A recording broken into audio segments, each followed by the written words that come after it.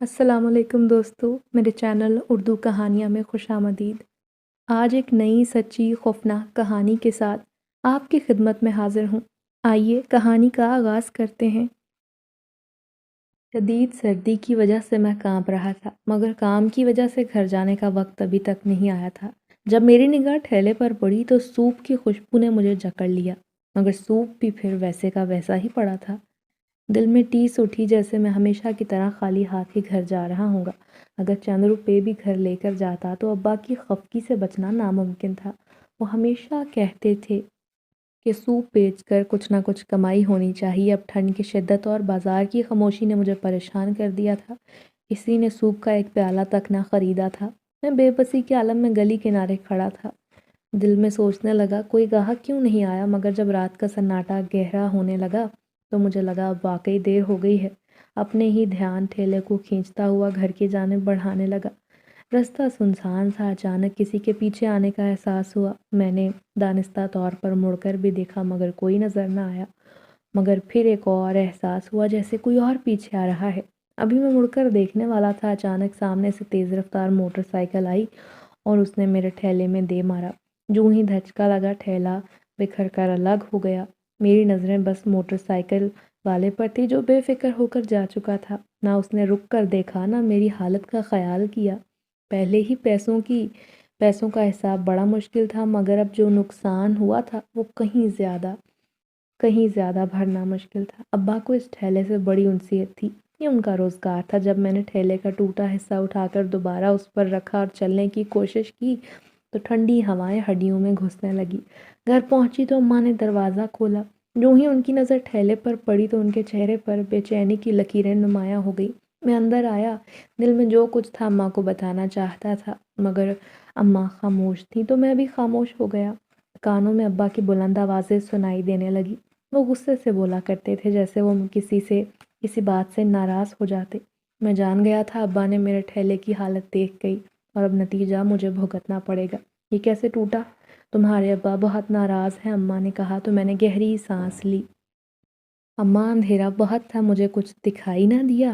سامنے سے آتی تیز رفتار موٹر سائیکل نے اپنی میرے ٹھیلے میں دے ماری جس سے یہ سب ٹوٹ گیا۔ اب مجھے بتائیے اس میں میرا کیا قصور ہے؟ میں نے جان بوجھ کر نہیں کیا۔ یہ بات تمہارے ابا کو کون سمجھائے گا کہ تم نے جان بوجھ کر نہیں کیا؟ تم تو جانتے ہو ان کی عادت۔ کل تک ان کا ٹھیلا ٹھیک ہو جائے گا اماں، آپ انہیں تسلی دے دیں۔ میں نے ان کی پریشانی کو کم کرنا چاہا اور کوشش کی کہ کھانے کے پیسے بھی نہیں، ٹھیلا کہاں سے ٹھیک کرواؤں گا؟ اماں نے افسوس سے کہا، خیر کچھ نہ کچھ ہو جائے گا۔ اگلی صبح ابا کے جاگنے سے پہلے میں گھر سے نکل آیا۔ ٹھیلے کی کچھ حالت ایسی تھی کہ چلانے میں دقت پیش آ رہی تھی، مگر بارہا راستے میں تھوڑا بہت مرمت کروایا اور سوپ بیچنے نکل پڑا۔ ٹھنڈ کی شدت نے ہر چیز کو دھندلا دیا تھا۔ میں اپنے خیالوں میں گم تھا، اچانک ایک یاد نے مجھے دکھی کر دیا۔ 6 ماہ پہلے ابا کے ساتھ ایک حادثہ پیش آیا تھا جب کسی گاڑی نے ان کے ٹھیلے میں اپنی گاڑی دے ماری۔ اس حادثے کے بعد وہ معذور ہو گئے اور ان کا کام میں نے سنبھال لیا۔ ابا کی معذوری نے گھر پر سنگین اثر ڈالا۔ میرے پاس ڈگری نہ تھی جو مجھے کوئی کام دلوا سکتی۔ وقت یوں ہی گزرتا رہا، آج بھی گلی کنارے کھڑا میں گاہکوں کا منتظر تھا۔ پھر اچانک ایک فقیر کی شکل میرے سامنے آئی۔ فقیر ایک طرف بیٹھا ٹھنڈ سے کانپ رہا تھا۔ اس کی حالت پر مجھے بڑا ترس آیا۔ میں نے سوچا انسان ہی انسان کے کام آتا ہے۔ میں نے فوراً اسے سوپ کا پیالہ دیا۔ فقیر کی آنکھوں میں جھجک تھی، جیسے وہ یقین نہ کر پا رہا ہو کہ میں اسے مفت میں دے رہا ہوں۔ پھر اچانک میری نظر سامنے حویلی پر پڑی جسے دلہن کی طرح سجا دیا گیا تھا۔ اس حویلی میں آج رات 12 بجے شادی ہے، تم اپنا سوپ وہاں بیچنا، ٹھنڈ کے باعث سوپ جلدی بک جائے گا۔ فقیر نے مشورہ دیا۔ اس کی باتوں میں مجھے لگا کہ دم ہے، یہ صحیح بول رہا ہے۔ یہاں کھڑے ہو کر تو کچھ نہیں بن رہا، کیوں نہ قسمت آزما لی جائے۔ امید تھی کہ شاید کچھ بدل جائے گا۔ میں اپنا ٹھیلا لے کر حویلی کی طرف چل پڑا۔ وہاں پہنچ کر اور بھی کافی ٹھیلے والے نظر آئے۔ میں نے بھی ایک طرف ٹھیلا ترتیب میں لگا لیا۔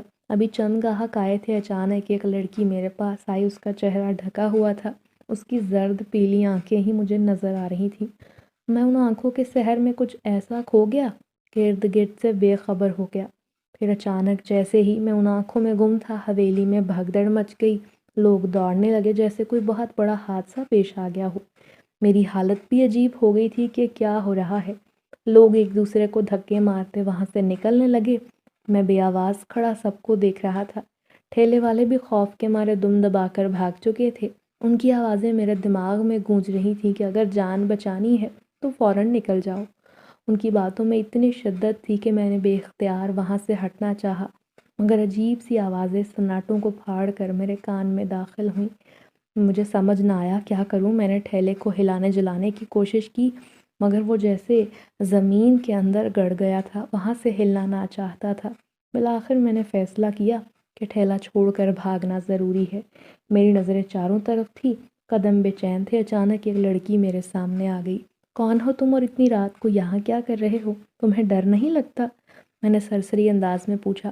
لڑکی نے ٹوٹے لہجے میں کہا، مجھے اپنے ساتھ لے جاؤ، یہاں میرا کوئی نہیں۔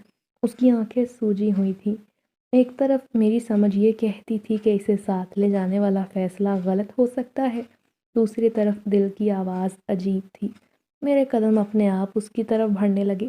میں جانتا تھا کہ مجھے اسے اپنے ساتھ لے کر نہیں جانا چاہیے، مگر پھر بھی کیوں؟ میں نے ایک لمحے کے لیے کہا، تم وہی لڑکی ہو نا، حویلی والی؟ اس نے کہا، ہاں، مجھے اپنے ساتھ لے جاؤ، میرا کوئی نہیں۔ اور پھر میں اسے ساتھ لے کر گاؤں کو چل پڑا۔ گاؤں تک پہنچا، دروازہ کھٹکھٹایا، مڑ کر دیکھا تو وہ غائب ہو چکی تھی۔ ایک لمحے کے لیے میرا دل ڈوب گیا، میری نظریں خالی گلی میں پھیل گئیں۔ میں نے آس پاس دیکھا، وہاں کوئی دکھائی نہ دیا۔ آخر وہ کہاں چلی گئی؟ ابھی تو یہی کھڑی تھی۔ مجھے تو اس کا نام پتہ بھی معلوم نہیں، نہ ہی پہلے اسے کبھی گاؤں میں دیکھا، جبکہ میں تو گاؤں کے چپے چپے سے واقف تھا۔ اب ایک نئی فکر نے مجھے آن گھیرا کہ میں ابا کو کیا جواب دوں گا۔ پریشانی کی حالت میں گھر میں داخل ہوا۔ ابا سامنے ہی بیٹھے تھے۔ مجھے ایسے لگا جیسے میرے ساتھ اور بھی کوئی گھر میں آیا ہے۔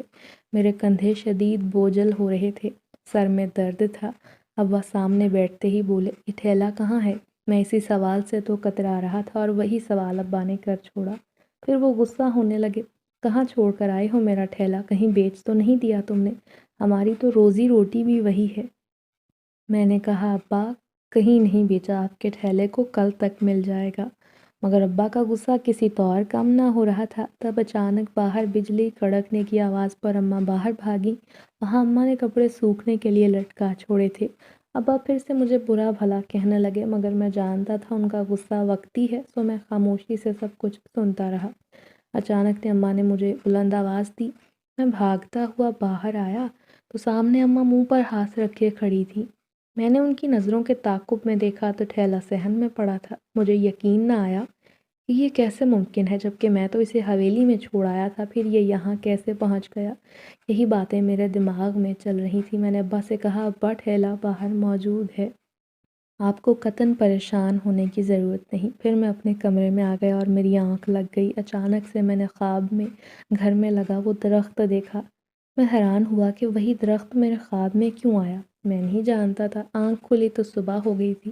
ابا کو بتائے بغیر چھپ کر اماں سے اجازت لے کر پھر سے حویلی آ گیا۔ شادی کا ماحول ابھی بھی وہیں پر بنا ہوا تھا، شاید کل والا حملہ سنبھال لیا گیا تھا۔ میں نے ٹھیلا وہاں لگایا تو اچھی خاصی کمائی ہو گئی۔ اس دن پہلی مرتبہ میں گھر ابا کے پاس اتنی اچھی رقم لے کر آیا تھا۔ اماں تو میرے ہاتھ میں پیسے دیکھ کر خوش ہو گئیں۔ ابا کو بھی یقین نہ آیا کہ آج میں پہلی بار اتنے پیسے کما کر لایا ہوں۔ اب آپ کو فکر کرنے کی ضرورت نہیں۔ اماں نے کہا، یہ کون سی جگہ دیکھی ہے جہاں اتنے پیسے کما رہے ہو؟ میں نے کہا، یہ وہی حویلی ہے جہاں میرا ٹھیلا کھو گیا تھا اماں۔ اماں نے کہا، مگر وہ تو صحن میں تھا۔ میں نے اماں سے کہا، میں نہیں جانتا کہ وہ یہاں کیسے آیا، میں تو خود حیران ہوں۔ تب اچانک میرے دماغ میں جھماکا ہوا، مجھے وہ لڑکی یاد آئی جس کی زرد آنکھیں تھیں اور وہ مجھے اپنے ساتھ گھر تک لائی تھی، مگر دہلیز تک پہنچتے ہی نہ جانے کہاں غائب ہو گئی تھی۔ میں صحن میں کھڑا اس درخت کو دیکھنے لگا۔ نہ جانے کیوں اس درخت سے عجیب سی کشش محسوس ہو رہی تھی۔ کچھ دیر وہیں کھڑا رہا، اماں کو اپنے پاس بلا کر کہا، اماں نہ جانے کیوں ایسا لگتا ہے جیسے درخت کے پاس کوئی ہے۔ ارے بیٹا، تمہارا وہم ہے، بھلا درخت کے پاس کیا ہوگا؟ میں نے کہا، نہیں اماں، اتنا ضرور یقین ہے یہاں کچھ تو ہے جو ہمیں نظر نہیں آ رہا۔ ارے ایسی کوئی بات نہیں، تمہیں وہم ہو رہا ہے۔ میں نے گہری سانس لی۔ اماں میری بات ماننے کو تیار نہ تھی۔ کچھ دیر تک میں درخت کو دیکھتا رہا، پھر اپنے کام پر نکل گیا۔ آج بھی میں اسی حویلی میں گیا تھا، آج بھی وہ فقیر وہیں بیٹھا تھا، مگر آج اس کا انداز الگ تھا۔ میں اسے پہچان گیا وہ تو امام مسجد تھا۔ میں اس فقیر کے پاس گیا اور کہا، اب آپ امام مسجد ہیں اور آپ فقیر بن کر کیوں مانگ رہے تھے؟ وہ مسکرایا اور وہاں سے چلا گیا۔ مجھے بڑی حیرت ہوئی۔ میں گھر آیا تو درخت کے پاس سے گزرا جب اچانک پائل کی چھن چھن کانوں میں پڑی۔ چونک کر درخت کو دیکھا، اچانک سے پھر سے پائل کی آواز آنے لگی۔ میں نے اماں کو بلا کر کہا، یہ پائل کی آواز کہاں سے آ رہی ہے؟ ارے کہیں سے نہیں آ رہی، تم آج کل آخر کیوں اتنا وہم کرنے لگے ہو؟ آخر کیوں اس درخت کے پیچھے پڑ گئے ہو؟ میں جھوٹ نہیں بول رہا اماں، یقین کریں۔ اور مجھے پھر سے پائل کی آواز آئی، یہ پائل تو وہی ہے جو اس رات اس لڑکی نے پہنی تھی۔ اماں نے چونک کر کہا، کس لڑکی کی بات کر رہے ہو؟ میں بے خیالی میں اماں کو لڑکی کے بارے میں بتا چکا تھا، مگر پھر خود کو فوراً سنبھالتے ہوئے بات بدل دی کہ اماں کچھ نہیں، بس یوں ہی، مجھے سچ بتاؤ کس کے بارے میں بات کر رہے ہو؟ ارے اماں کہا نا کچھ نہیں، مجھے بہت بھوک لگی ہے۔ اگر کچھ کھانے کو ہے تو دے دو، اماں نے کہا۔ ہاں کھانے کا تو خیال ہی نہیں رہا۔ پھر وہ کھانا لینے کچن میں گئیں اور میں درخت کو دیکھنے لگا جہاں سے مسلسل پائل کی آواز گونج رہی تھی۔ سر جھٹک کر میں کمرے میں آ گیا۔ ابھی بھی دماغ میں مسلسل وہی زرد آنکھوں والی لڑکی تھی۔ اس خاموشی میں اس کی پائل کی آواز کانوں کو بے حد بھلی لگتی تھی، بہت سریلی، دماغ کو تقویت پہنچانے والی۔ آہستہ آہستہ عجیب عجیب خیالات آنے لگے، اور اس رات کے بعد مجھے وہ کہیں دکھائی بھی نہ دی تھی۔ پورا گاؤں چھان مارا تھا مگر وہ کہیں نہ تھی۔ گاؤں میں کوئی نئے رہنے والے لوگ بھی نہ آئے تھے، مگر اب میرا دل مسلسل اسی کی تلاش میں رہنے لگا۔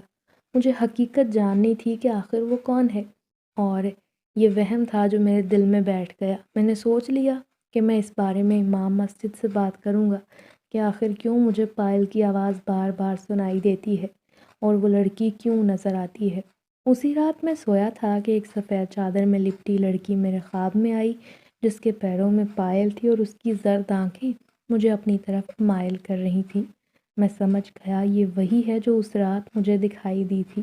میں پریشان ہو کر اٹھ بیٹھا۔ ان خوابوں سے اگلے دن میں امام مسجد کے پاس گیا اور انہیں جا کر سارا معاملہ بیان کر دیا، جو سن کر وہ خاموش ہو گئے اور بولے، مجھے پہلے حساب لگا لینے دو، اس کے بعد ہی تمہیں کچھ بتا سکوں گا۔ انہوں نے میری والدہ کا نام اور میرا نام پوچھا اور مجھے گھر کو روانہ کر دیا۔ اگلے دن جب میں ان کے پاس گیا تو وہ کافی پریشان تھے۔ بولے اسے مدد کی ضرورت ہے اور وہ مدد ایک انسان ہی کر سکتا ہے، کیونکہ جنات سے وہ بھاگتی ہے۔ کس بارے میں آپ بات کر رہے ہیں؟ ارے وہی جو تمہارے گھر کے درخت پر رہتی ہے، وہ جنزادی ہے اور شاہ جنات سے انتہا کی نفرت کرتی ہے۔ اسے ایک انسان کی مدد کی ضرورت ہے، اور خوش قسمتی سے وہ نیک انسان تم ہی ہو جو اس کے کام آ سکتے ہو۔ وہ بہت نیک ہے اور تمہیں ہرگز نقصان نہیں پہنچائے گی۔ ہاں البتہ اگر تم اس کی مدد کرو گے تو وہ تمہارے لیے فائدہ مند ثابت ہوگی۔ میں تو پریشان ہی ہو گیا۔ میں نے امام مسجد سے کہا، کیا وہ میرے ساتھ ساتھ ہے؟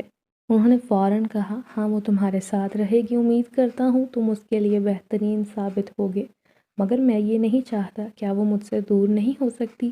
کوئی ایسا عمل یا کوئی ایسی دعا بتا دیں کہ وہ دور ہو جائے۔ امام مسجد سر جھکا کر بیٹھ گیا۔ میں چاہتا ہوں تم اس کی مدد کرو، وہ مشکل میں ہے، مگر میں اس کی مدد کس طرح کر سکتا ہوں؟ تمہیں خود ہی سب معلوم ہو جائے گا، بس تمہیں اس کی شادی رکوانی ہے۔ مگر میں اس کی شادی کیسے رکوا سکتا ہوں؟ میرے پاس نہ تو کوئی ایسا آلہ ہے جس سے میں اس کے کام آ سکوں اور نہ ہی کوئی ایسا علم۔ ارے صبر رکھو برخودار، وقت کے ساتھ تمہیں سب معلوم ہو جائے گا۔ یہ جو تمہاری سوپ کی ریڑھی ہے نا، یہی تمہیں اس تک خود بخود لے کر جائے گی۔ اپنے آپ ہر رستہ تم پر کھلتا جائے گا۔ میں خاموشی سے وہاں سے اٹھا اور گھر آ گیا۔ اماں نے کہا، کہاں گئے تھے بیٹا؟ مگر میں نے کچھ نہ بتایا، کیونکہ میں فی الحال انتظار کرنا چاہتا تھا کہ کیا امام مسجد کی بات میں سچائی ہے یا نہیں۔ مگر اب مجھے یقین ہو گیا تھا کہ وہ واقعی ہمارے صحن کے اس درخت پر بسیرا کیے بیٹھی ہے۔ میں اس کی مدد کرنا چاہتا تھا، مگر میں بھی انتظار کرنے لگا کہ وہ خود میرے سامنے آئے اور مجھ سے مدد مانگے، تبھی میں اس کی مدد کروں گا۔ پھر میرے گھر کے حالات ایسے تھے کہ میرا دھیان اس پر سے ہٹ گیا۔ ابا معذور تھے، اماں آئے دن دعا کرتی کہ بس کسی طرح تمہارے ابا کا علاج ہو جائے۔ پھر ایک دن اچانک اماں کے چیخنے کی آواز سنی۔ میں جو اس وقت اپنے کمرے میں ہی بیٹھا تھا فوراً باہر نکلا۔ اماں کے ہاتھ میں 2 سنہری پائل تھیں۔ ارے یہ دیکھو تو صحیح، یہ پائل لگتا ہے سونے کی ہیں، کیسے چمک رہی ہیں۔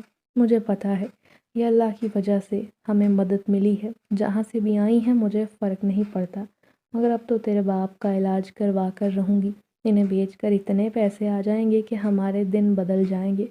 میں نے ان کے ہاتھ میں پڑی وہ پائلیں دیکھی تو گھبرا گیا، یہ کسی اور کی نہیں بلکہ اسی کی تھی۔ آخر یہ ہو کیا رہا ہے؟ کہیں وہ غلطی سے اپنا سامان یہاں تو نہیں چھوڑ گئیں؟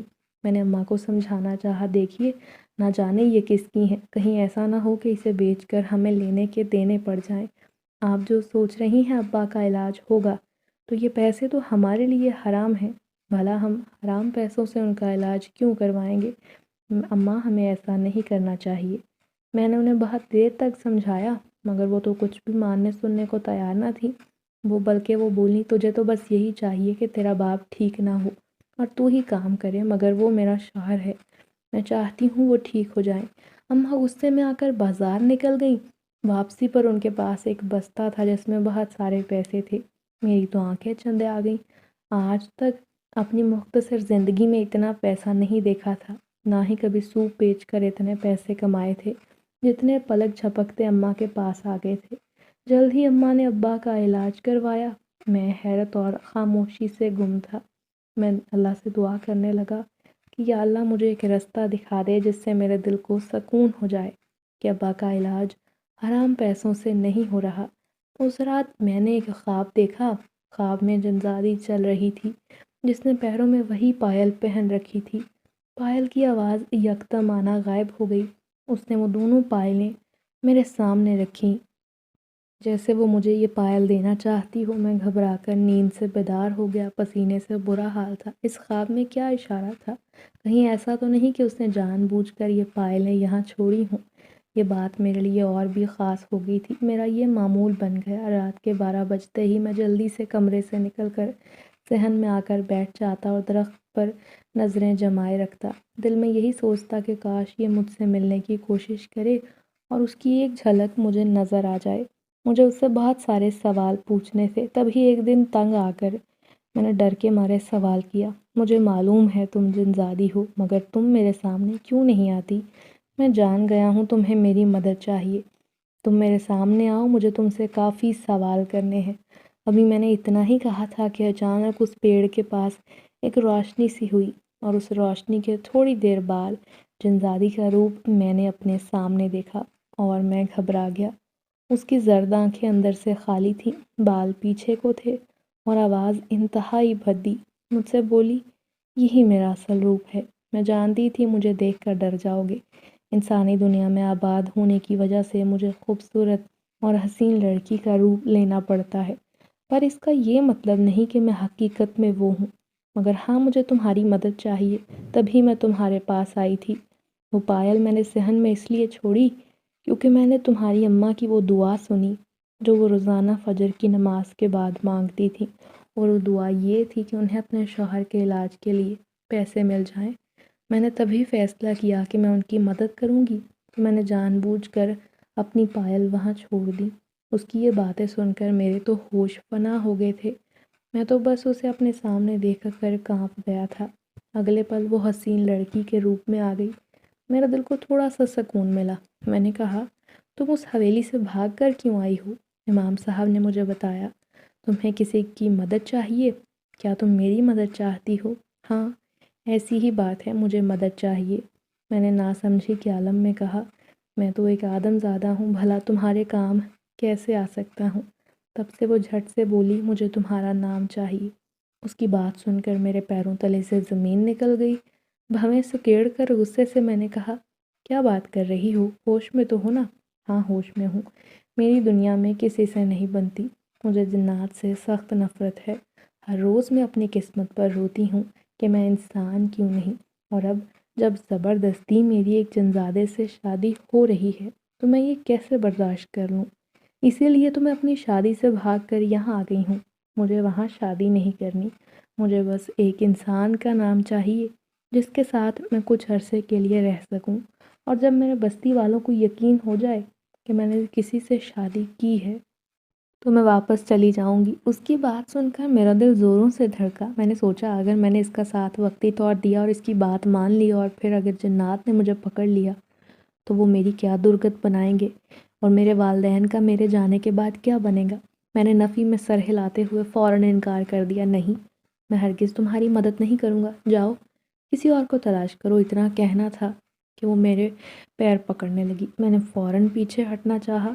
دیکھو مجھے یہ سب بالکل پسند نہیں، آرام سے کہتا ہوں یہاں سے چلی جاؤ، وہ لوگ مجھے مار دیں گے، میرا یقین کرو، اب تو میں وہاں بالکل نہیں جا سکتی، اگر گئی تو میری موت ہو جائے گی۔ کیا تم چاہتے ہو میں مر جاؤں اور سارا الزام تم پر آ جائے، کیونکہ تم ہی مجھے وہاں بھیجنے کی کوشش کر رہے ہو؟ اس کی آنکھوں میں عجیب کشش تھی۔ وہ نرمی سے بولی، میں تمہیں خوش رکھوں گی، دیکھو تو صحیح، تمہارے ماں باپ کی مدد کی ہے، اگر تمہارا باپ صحیح سلامت ہے تو وہ صرف اور صرف میری وجہ سے۔ مجھے لگا وہ مجھے اپنا احسان یاد دلا رہی ہے۔ میرا دل کچھ کر سکنے کی بجائے پچھتانے لگا۔ مجھے صاف نظر آ رہا تھا وہ چاہتی ہے کہ میں اس سے شادی کر لوں یا پھر یہ دکھاوا کروں کہ وہ میری بیوی ہے، اور میں ایسا ہرگز نہیں کر سکتا تھا، کیونکہ اماں بچپن سے یہی کہتی تھیں کہ میری دلہن کو وہی چنیں گی، اور اگر میں نے کوئی غلط قدم اٹھایا اماں مجھے گھر سے نکال دیں گی۔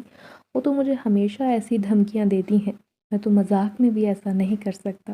میں نے اسے تسلی دی، دیکھو کچھ دن کے لیے مجھے سوچنے کا وقت دو، تم اس درخت پر اپنا بسیرا کر رہی ہو تو کرتی رہو، میں کسی سے نہیں کہوں گا کہ وہاں تمہارا ٹھکانہ ہے، نہیں، اگر انہیں پتہ چل جائے گا، تمہیں یقیناً امام صاحب نے بتایا ہے، اس کا مطلب یہی ہے حویلی والوں کو پتہ چل چکا ہے کہ میرا ٹھکانہ یہاں ہے، وہ بس مجھ تک رسائی حاصل کرنا چاہتے ہیں، میری طاقتیں 3 دن سے زیادہ نہیں چل سکتی۔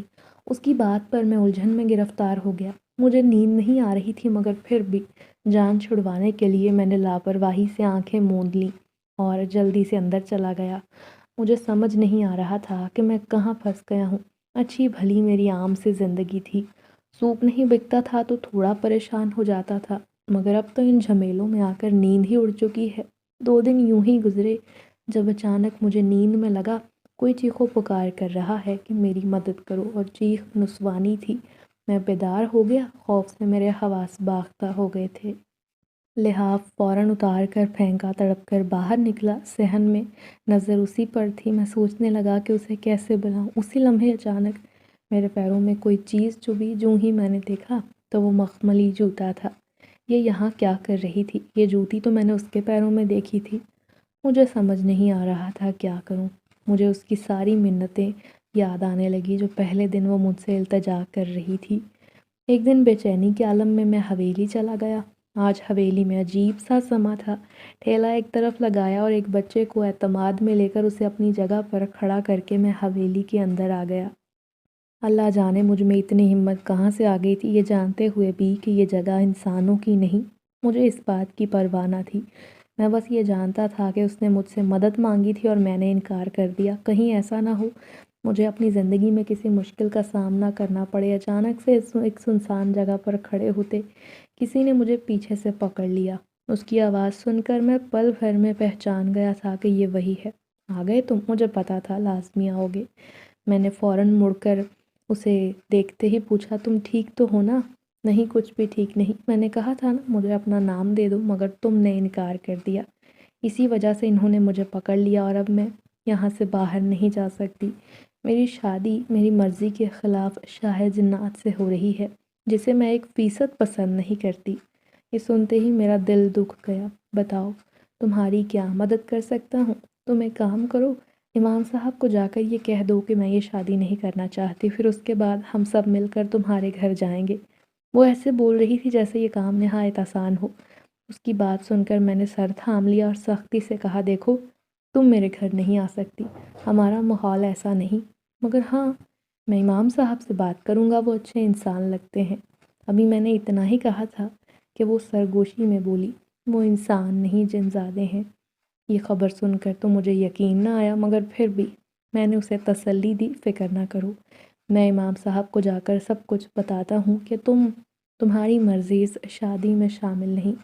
میں نے امام صاحب کو ڈھونڈنے کی کوشش کی، وہ ایک بہت بڑے تخت پر بیٹھے ہوئے تھے۔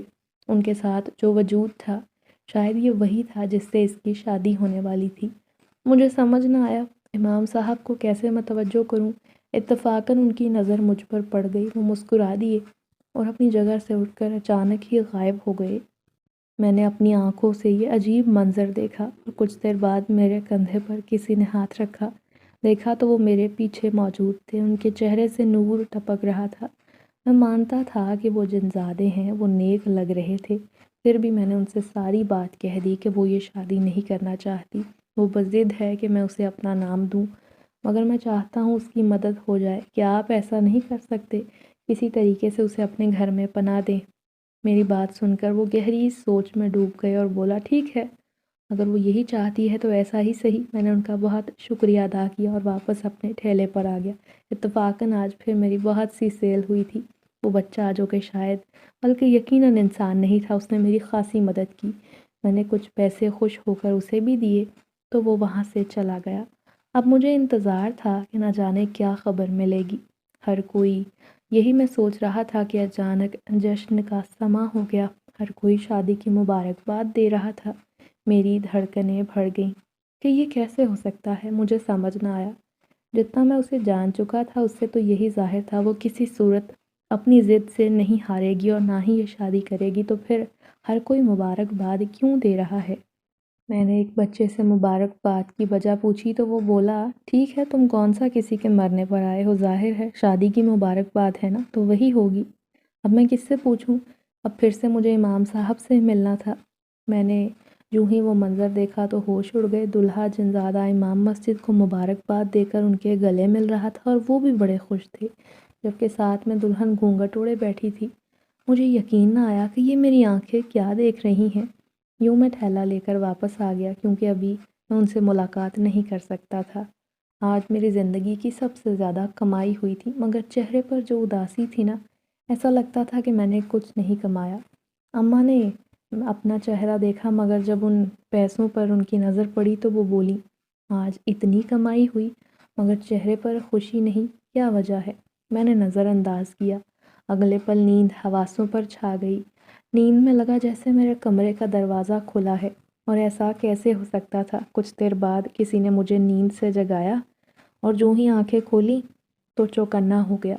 امام مسجد میرے کمرے میں تھے۔ آپ یہاں کیا کر رہے ہیں؟ ارے آج وقت ہی نہیں ملا کہ تمہیں بتا سکوں ہم کامیاب ہو گئے۔ تم کہاں چلے گئے تھے؟ ان کی بات سن کر میری آنکھوں میں عجیب سی چمک دوڑ آئی۔ کیا مطلب؟ کیا بتانا چاہتے تھے؟ کیا جنزادی کی شادی نہیں ہوئی؟ میں نے خود اسے دلہن بنے بیٹھے دیکھا تھا، اور تو اور دلہا آپ کو مبارکباد دے رہا تھا۔ ہاں، شادی ہوئی ہے مگر جنزادی کی نہیں۔ جنزادی میرے گھر ایک خوبصورت لڑکی کے روپ میں رہ رہی ہے۔ میں نے اسے ایک شرط پر اپنے گھر میں پناہ دی کہ وہ ایک دیندار لڑکی بن کر میرے مدرسے کے تمام بچوں کو قرآن کی تعلیم دے گی۔ میں نے جو ہی یہ بات سنی تو خوش ہو گیا، مگر آج جو میں نے دیکھا وہ کیا تھا؟ انہوں نے کہا، اس کے روپ میں میں نے ایک اور جنزادی کو بٹھا دیا تھا جسے مدد کی ضرورت تھی۔ میں نے بدلے میں اس کی مدد کر دی۔ اب اس کا کام بھی ہو چکا ہے اور کسی کو پتہ بھی نہیں چلا کہ میں نے کیا کیا، مگر میں نے صرف اور صرف اس کی مدد کی نیت سے یہ کیا ہے، کیونکہ میں جانتا تھا اس کی زندگی ایسے عذاب میں مبتلا ہو جائے گی۔ شاہ جنات کا اصل چہرہ کوئی نہیں جانتا۔ یہ بات سچ ہے کہ وہ ظالم ہے اور اس سے پہلے 3 شادیاں کر چکا ہے۔ نہ جانے کیسے اب جنزادی کی زندگی تباہ ہونے والی تھی، مگر یہ بات مجھے اچھی لگی کہ اس جنزادی نے اپنے لیے ایک بہت بڑا قدم اٹھایا۔ یہ بات سن کر میرے دل کو سکون مل گیا تھا۔ امام صاحب اب جانے والے تھے، مگر میں ان سے بات کر کے اچھا محسوس کر رہا تھا۔ انہوں نے مجھے الوداع کہا اور مجھے دعوت بھی دی کہ وہ میرے گھر ضرور آنا۔ میں نے ان کی دعوت قبول کر لی۔ پھر کچھ دنوں بعد اماں کو نہ جانے کیا سوجی، وہ مجھے اداس دیکھ کر یہی کہتی کہ لگتا ہے کسی لڑکی کا چکر ہے، جب بھی میں سوال کرتی ہوں تم ٹال دیتے ہو۔ پھر ایک دن اماں خوشی خوشی بتانے لگیں کہ میں نے ایک خوبصورت لڑکی دیکھی ہے جو محلے کے بچوں کو قرآن پڑھاتی ہے۔ میں نے لاپرواہی سے کہا، اماں آپ کی مرضی، جہاں آپ کو رشتہ کرنا ہے کر دیں، مجھے کوئی مسئلہ نہیں۔ یوں اماں نے میرا رشتہ اسی سدرا سے کر دیا، مگر جب انہوں نے یہ سچائی بتائی کہ لڑکی کے والدین نہیں بلکہ وہ مدرسے کے امام کے پاس رہتی ہے، تو مجھے لگا جیسے میرے سر پر آسمان آ گرا ہے۔ میں نے اماں سے کہا، مجھے اس سے ملنا ہے۔ ہاں ہاں کیوں نہیں، ویسے بھی تمہاری شادی اسی سے ہے۔ بہتر ہے پہلے ہی مل لو۔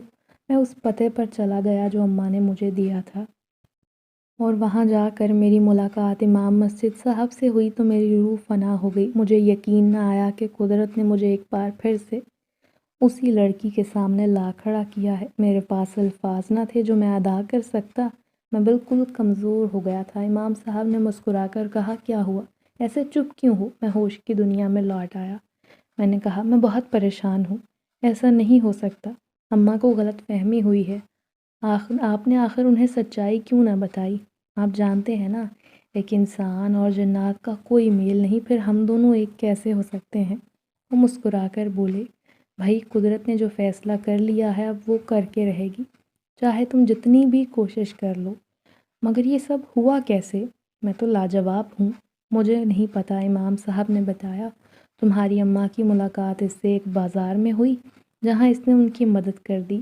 وہ جانتی تھی کہ تمہاری ماں ہے، پر وہ تم سے محبت کرتی ہے تو تمہارا پیچھا نہیں چھوڑے گی۔ شاید اسی وجہ سے اس نے تمہاری ماں کا دل جیتا، کیونکہ وہ جان گئی تھی کہ تمہارے لیے لڑکی تمہاری ماں ہی تلاش کرے گی، اور اب دیکھو تمہاری ماں نے رشتہ پکا کر دیا۔ میرے ہوش اڑ گئے، اب میں انکار کیسے کر سکتا تھا؟ جنزادی سدرا کے روپ میں ایک ایسی لڑکی تھی جس کا خواب کوئی بھی دیکھ سکتا تھا، اور اس دور کی ہر ساس کو اپنے لیے ایسی ہی بہو چاہیے تھی۔ اماں تو اس کی اتنی بلائیں لیتی۔ پھر وہ دن آ گیا جب امام صاحب نے ہمارا نکاح پڑھایا۔ رسم کے مطابق میں سدرا سے اس وقت نہیں مل سکتا تھا، اور نہ ہی وہ مجھ سے ملنے کبھی آتی، حالانکہ وہ مل بھی سکتی تھی۔